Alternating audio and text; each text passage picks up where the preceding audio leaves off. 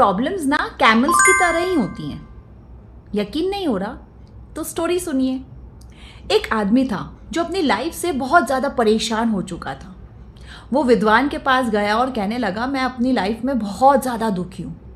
एक प्रॉब्लम जाती नहीं है, दूसरी आ जाती है, दूसरी जाती नहीं, तीसरी आ जाती है। ऐसे तो मैं अपनी लाइफ कब एंजॉय करूँगा। विद्वान कहता है कि मेरे पास तुम्हारे इस प्रॉब्लम का सल्यूशन है, लेकिन उससे पहले तुम्हें मेरा एक काम करना होगा। तुम्हें आज रात मेरे 50 कैमल्स को संभालना होगा। जब ये सारे कैमल्स एक साथ सो जाए तुम भी सो जाना। अब वो आदमी मान जाता है। रात हो जाती है और आदमी लग जाता है सभी 50 कैमल्स को सुलाने में, लेकिन सारे कैमल्स सोते ही नहीं हैं। कुछ कैमल्स सो जाते हैं, कुछ नहीं सोते, कुछ इधर उधर वॉक करते हैं। जब सुबह होती है तो विद्वान आता है और उस आदमी से पूछता है कि कल रात को नींद कैसे आई। आदमी कहता है, कैसी नींद, मैं 1 मिनट भी नहीं सो पाया, ये कैमल सारे सोए ही नहीं। विद्वान कहता है कि मैं बताता हूँ कि कल रात तुम्हारे साथ क्या हुआ होगा।